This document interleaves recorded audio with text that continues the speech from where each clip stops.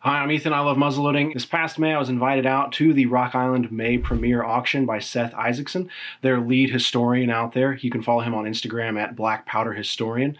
And so I took Seth up on the offer and threw the cameras in the car, and we drove out to, I think, just about the farthest west point that you can get in Illinois to meet up with Seth and the Rock Island team to go over some of their great muzzleloaders.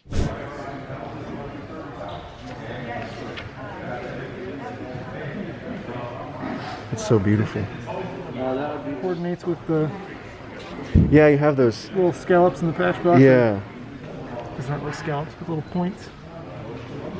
Yeah, I don't know what that would be technically called, a little leaf or... Yeah.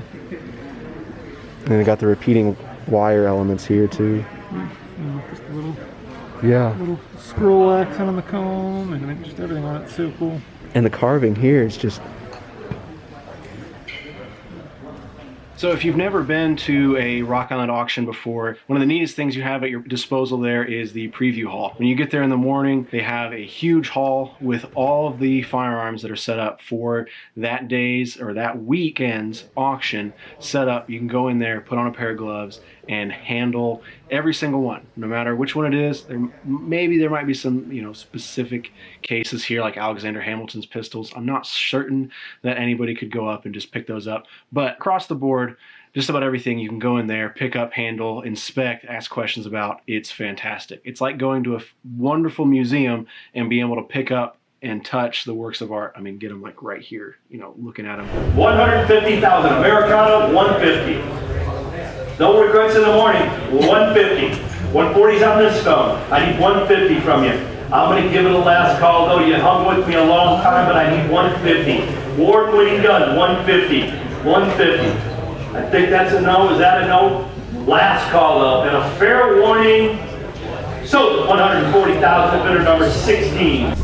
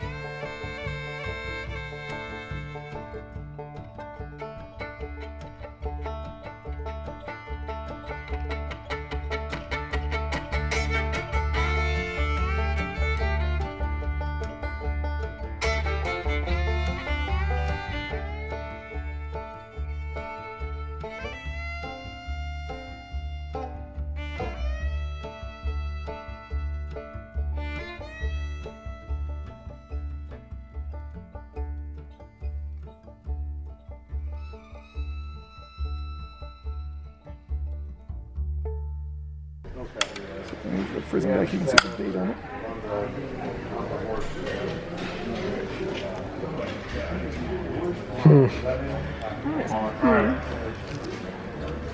Sorry, Ren. That's similar to that Camelot too, which is Yeah, interesting. there's similarities for sure. And these are weird because the counterboard for the first like couple inches too. It's like smooth until you get to I think about here. Okay. To make it easier to load. Yeah, I don't know if you can actually see it, but Maybe not here. yeah, so that if it gets fouled up and you can't load it from the breech, you can just, it's supposed to help it load from the front, and so you don't damage the rifling as much, cleaning potentially. Yeah. Hard to beat a Bess. Yeah, they're cool.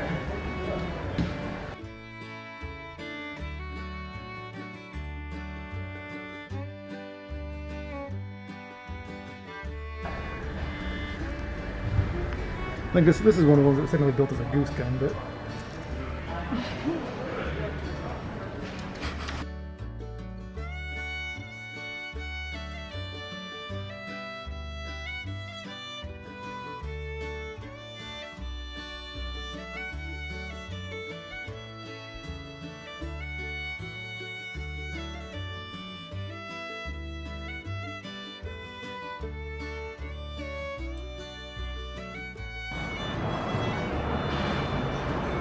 and supposedly the big bore ones that they actually used for the military were supposedly so strong they actually broke some people's shoulders. Really? Supposedly. I mean, Right. there's a lot of gun lore out there Yeah. that doesn't quite line up to reality, but You just have to load those one at a time, huh? Yeah. it would take a while to load that thing. It'd be worth it. So if you would have gotten that many barrels, do you think you'd do powder in all of them and ball? I don't know. I don't know how you, on? you know, if you double load or you dry ball just a normal muzzleloader, I don't know how you don't on Well, yeah. on a volley gun.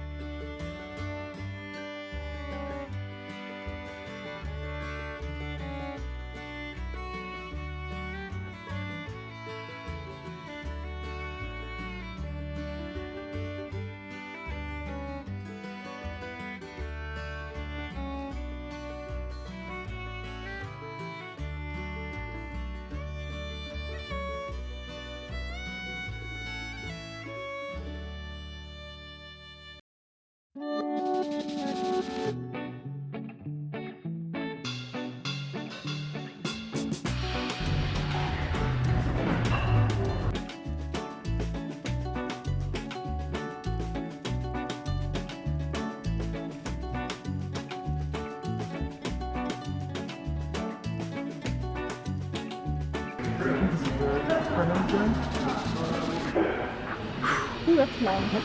Yeah, this is the Brennan one. Just gorgeous.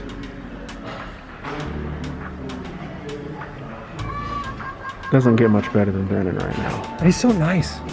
Is he? Yeah, I've called him about a few. Like, we got a couple of guns in a while ago, and I was like, I'm just gonna call him. Maybe I emailed him. I can't remember. No, I talked to him on the phone at one point. Because I was like, you know, if I could call him and tell him, hey, this is rifle number this. Yeah, he might have What can you tell me about it? And some of those guys have good loads. Where's he located? He's in Alaska. Alaska. Wow. He was in the Midwest originally, though, right? He's at the relatively early ones, number 44. So, like, that early on, he was already building. Super nice.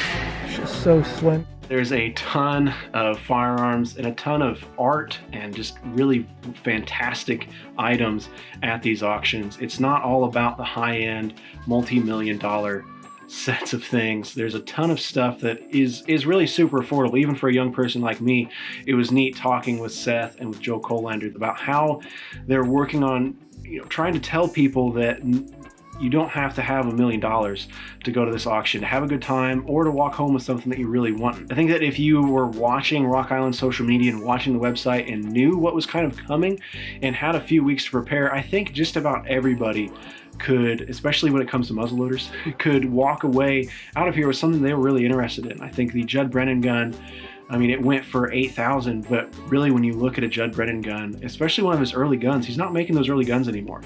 And the ability to own that for less than 10 grand is, I think, a steal. And I think, you know, when you start looking at these things as an investment and as a collectible, it becomes really all that much more affordable. I'm not trying to sell you on, you know, cashing out your 401k here to buy some muzzleloaders, but in a time like we've been in the last year or so, it's been really hard to get out and meet people, hard to get out and find muzzleloaders and find their supplies.